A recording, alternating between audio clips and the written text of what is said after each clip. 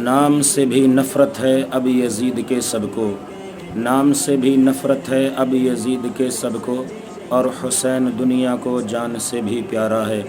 حر نے ماری یوں ٹھوکر دولت یزیدی پر، حر نے ماری یوں ٹھوکر دولت یزیدی پر، کہ علی کا شہزادہ خلد کا سہارا ہے۔ حضرات، جب اسیران کربلا جب دمشق کے قریب پہنچے تو یزید کو خبر ہوئی کہ کربلا سے یہ قافلہ واپس آ رہا ہے، تو ظالم نے حکم دیا شہر کے تمام لوگوں کو کہ شہر کو سجا دیا جائے، اور جتنے لوگ اپنے گھروں کے اندر ہیں سب باہر آ جائیں خوشیاں منانے کے لیے۔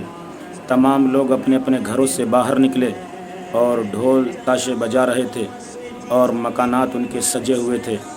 جب یہ قافلہ وہاں پہنچا تو اسی قافلے کو جب لوگوں نے دیکھا تو اسی وقت حضرت ایک صحابی رسول حضرت سہیل رضی اللہ تعالیٰ عنہ تجارت کی غرض سے باہر جا رہے تھے۔ جب انہوں نے شہر کے یہ حالات دیکھے تو شہر کے لوگوں سے پوچھا کہ آج کوئی تمہارا تیوہار ہے کیا ہے؟ آج بڑی خوشیاں منا رہے ہو، پورا شہر سجا ہوا نظر آ رہا ہے اور ڈھول تاشوں کی آوازیں آ رہی ہیں، آخر کیا بات ہے؟ اس میں سے کسی ایک شخص نے کہا کہ آج کربلا کی سرزمین پر عراق سے امام حسین کا سر یزید کے دربار میں تحفے کے طور پر بھیجا گیا ہے۔ جب آپ نے اتنا سنا ایک دم چیخ نکل گئی، امام حسین کا نام سنا تو آپ سمجھ گئے کہ یہ امام حسین نواسہ رسول صلی اللہ تعالیٰ علیہ وسلم ہے۔ آپ نے فرمایا کدھر سے آئیں گے، کون سے دربار سے، کون سے گیٹ سے آئیں گے؟ اس انسان نے کہا کہ فلاں دروازے سے آئیں گے، فلاں باب سے آئیں گے۔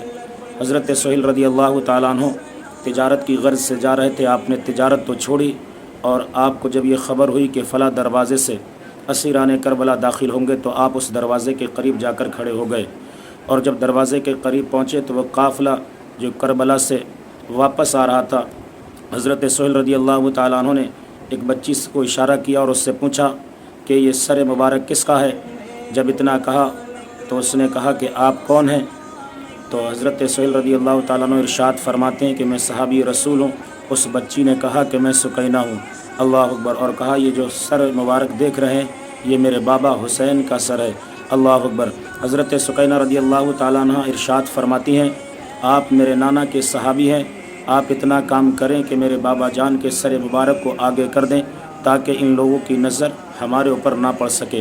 اللہ اکبر۔ اس وقت کے عالم میں بھی حضرت امام حسین علی مقام رضی اللہ تعالیٰ عنہ کے گھر والوں نے، آپ کی بچیوں نے، آپ کی بہنوں نے، آپ کی بیویوں نے پردے کا اتنا خیال کیا۔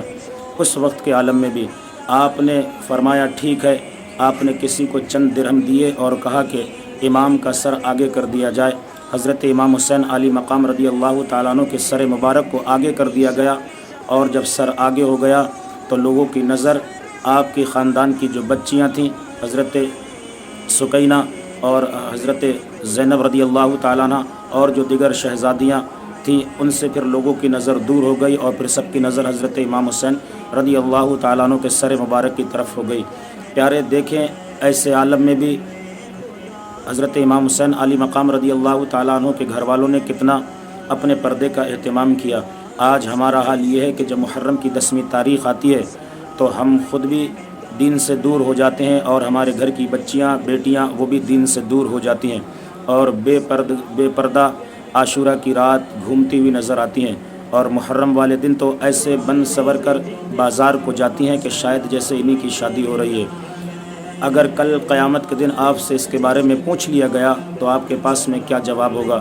خدا را پردے کی حفاظت کریں، گھروں کے اندر رہیں۔ ہمارا یہ کام نہیں کہ ہم بازاروں میں جائیں، میلے لگائیں، تماشے لگائیں۔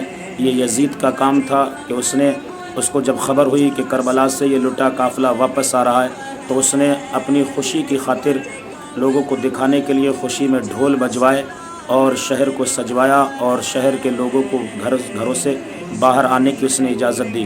ہمیں گھروں سے باہر جانے کی اجازت نہیں ہے، ہمیں چاہیے کہ یہ دن آئیں تو ہم قرآن پاک کی تلاوت کریں، نافل پڑھیں۔ حضرت امام حسین رضی اللہ تعالیٰ عنہ ہم تو عاشورے کی رات گھومنے میں گزار دیتے ہیں، ڈھول تاشے بجانے میں گزار دیتے ہیں۔ حضرت امام حسین رضی اللہ تعالیٰ عنہ نے عاشورے کی رات میں قرآن پاک کی تلاوت فرمائی، یہاں تک کہ حضرت سکینہ رضی اللہ تعالیٰ عنہ آپ کی بارگاہ میں آئیں اور آپ نے فرمایا بابا جان شہربانو قرآن کی تلاوت کر رہی ہیں، علی اکبر قرآن کی تلاوت کر رہا ہے، علی اصغر قرآن کی تلاوت کر رہے ہیں، یہاں تک کہ پھوپھی زینب قرآن کی تلاوت کر رہی ہیں۔ بابا جان آج مجھے بھی قرآن کی تلاوت کرائیں۔ میرے حسین امام علی مقام رضی اللہ تعالیٰ عنہ نے ارشاد فرمایا، بیٹی پانی تو ختم ہو چکا ہے، آؤ میں تمہیں کربلا کی مٹی سے تیمم کراؤں۔ حضرت امام حسین علی مقام رضی اللہ تعالیٰ عنہ نے اپنی بیٹی کو کربلا کی مٹی سے تیمم کرایا اور اس کے بعد میں آپ نے قرآن پڑھایا۔ پھر آپ نے فرمایا، بیٹی میں نے قرآن شروع تو کر دیا ہے لیکن معلوم نہیں کہ ختم بھی کراؤں کہ نہ کراؤں۔ اللہ اکبر۔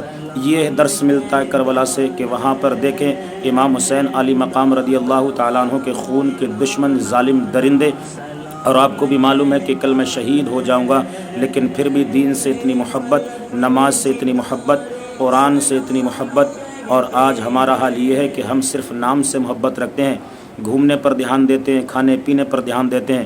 سچی محبت یہ ہے کہ حضرت امام حسین علی مقام رضی اللہ تعالیٰ عنہ نے جس کے لیے اپنی جان کو قربان کیا، ہمیں اس چیز کو سمجھنا چاہیے۔ انہوں نے نانا کے دین کے لیے اپنی جانوں کو قربان کر دیا، شریعت کو بچانے کے لیے قربان کر دیا، تو ہمیں بھی چاہیے کہ ہم اپنی زندگی شریعت کے دائرے میں گزاریں۔ پیارے سب یہی رہ جائے گا، شریعت کے دائرے میں زندگی گزاریں گے تو دنیا بھی سنبھلے گی اور مرنے کے بعد آخرت بھی سنبھلے گی۔ رب قدیر کی بارگاہ پاک میں دعا ہے، مولا تبارک و تعالی ہم سب کے دل کے اندر محبت امام حسین، محبت بزرگان دین پیدا فرمائے۔ مولا اپنا خوف ہمارے دلوں کے اندر پیدا فرمائے اور